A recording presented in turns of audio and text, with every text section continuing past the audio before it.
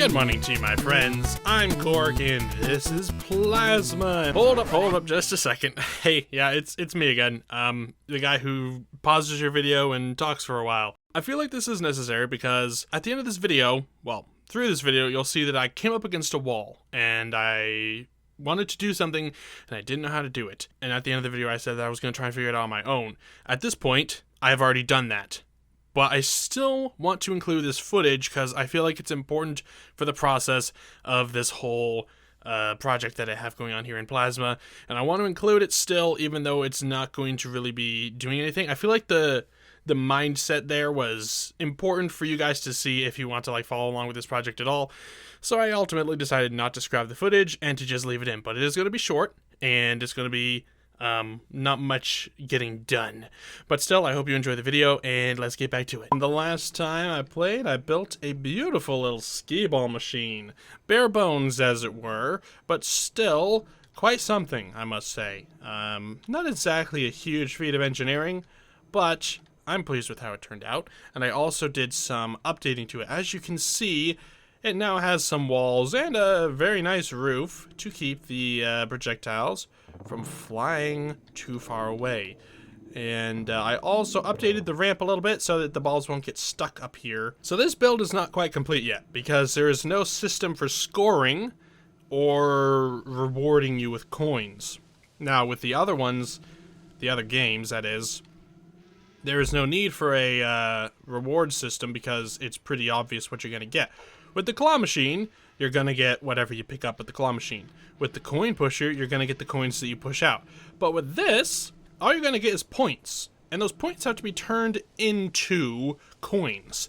Now, if I remember correctly, there is a spawner, component spawner, and this can be used in some pretty interesting ways. So let's just start demoing this real quick. What this can be used for is it can spawn pretty much anything.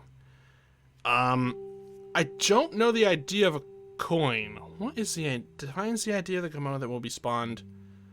Can I just type in? No, it has to be a number. I don't know what that is, but when this is pressed, it will spawn. Let's see what one is. One is camera. Interesting. I guess. Whoops. No, wait, come back. So, is there a way to look up the ID? Oh, wait. I'll bet that the IDs are on here, right? ID 312. Haha. I've solved the problem already.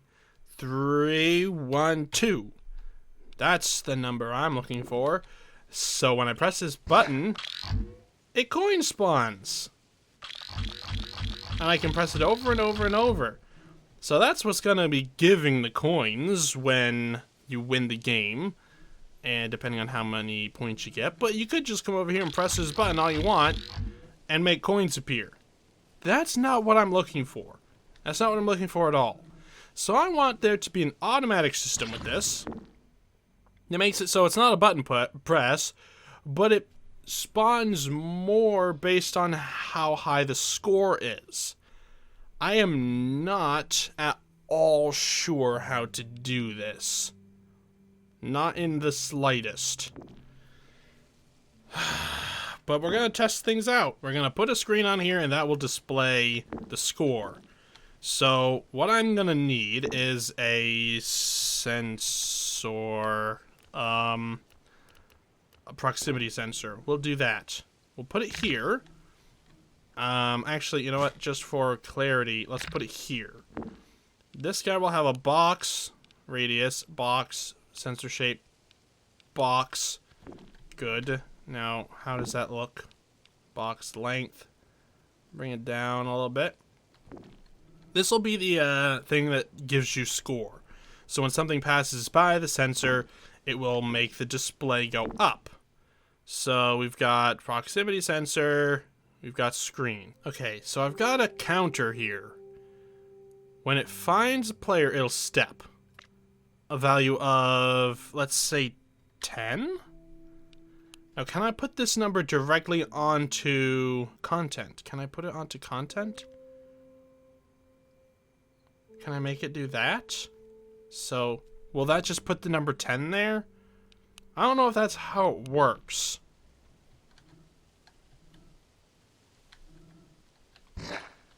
Oh, it was in wireframe. It works! Oh, it went up by 1. Wait a minute, why is it doing that? Increment. Oh! That's not right. Okay, it needs to be increments of 10. Okay, reset the device. Oops. 0. 10. This is 20. Okay, that's working. Okay, hold on. Increment first.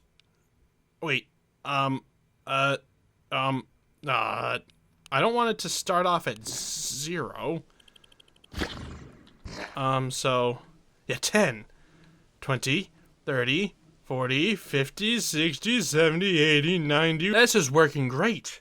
Now I just need somehow to make this data go to, say, a timer.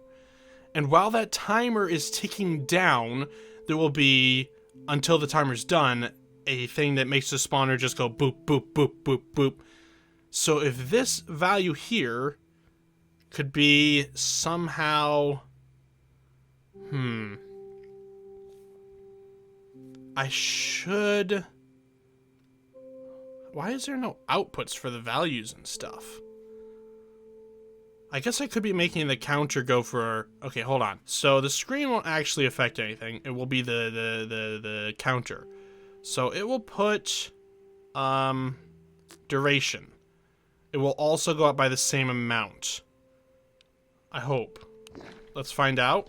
Let's reset the device. Put this in. Start walking in front of it and then see. Okay, so the timer now has 30 seconds on it. That's good.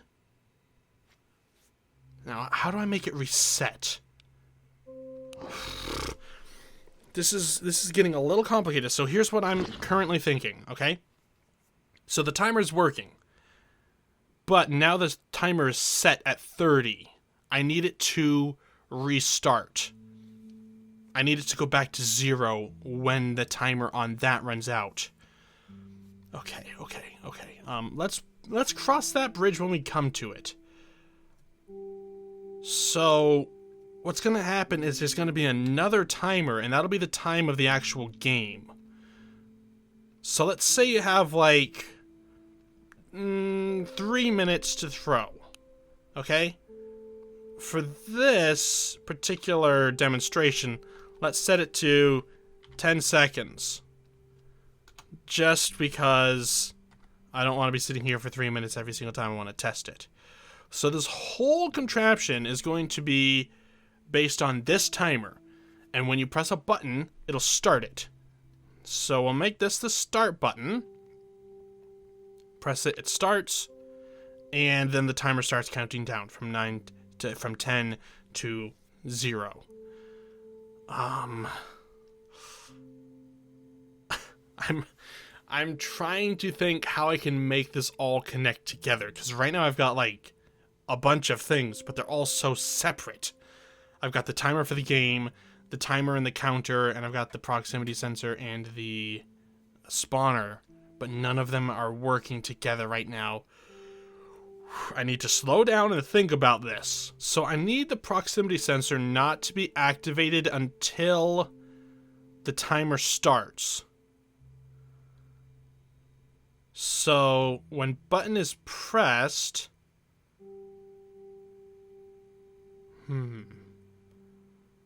maybe I could make, okay, hold on. I've got an idea.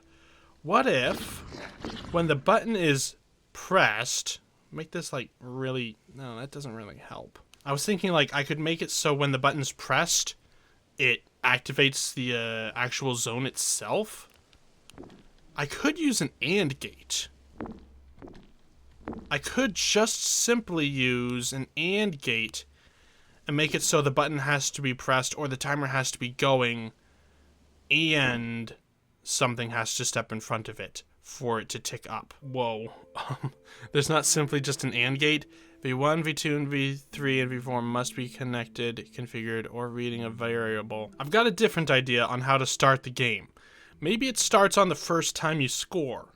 How about that? Instead of starting when a button is pressed, make it start when you score first. Now my question is, will something triggering it make it start again? Progress, I guess, would work. That might make it display on there. I don't really know. Oh, still in wireframe. Oh, it did. Whoa. Okay, so it shows a percentage. That's kind of weird. Triggering it again does make it reset. That's not what I want to have happen.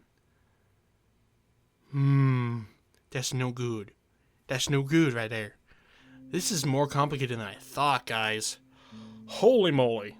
But this is what I want. I want things to challenge my preconceived notions about this game. Because I'm like, oh, I think I can do this. And now I find out that I can, but it's going to be different than I thought. That's what I want. That's why I'm doing this whole project. Not only is it fun, it challenges my thinking, and that's what I like. But I also will have to try and figure this out somehow. This looks like it's going to require more thinking than I thought previously. Oh, man. This is complicated. But this is what I wanted. I will say, maybe this is something that I need to just spend some time with. And it's not going to be entertaining for you guys because I'm not going to be able to be like making content and being funny and talking and stuff while I do it. I'm going to have to really put my head down and work hard on this. So I know this is probably not going to be much content on here, but I want you guys to be able to see the steps that I'm going for. I think I'm going to do a little bit of fiddling around with this in my own time and see if I can make a breakthrough and then come back and fill you guys in on what happened.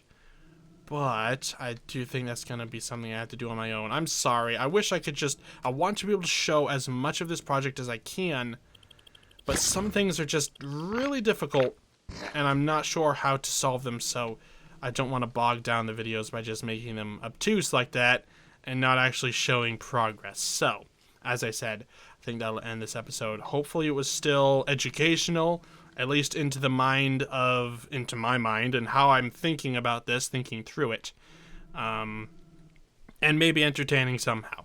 But, regardless, until next time, guys, I hope you guys enjoyed watching this episode of Plasma. If you did, leave a like, and if you haven't already and you would like to, subscribe to see more Plasma and all the other things I post right here on this channel.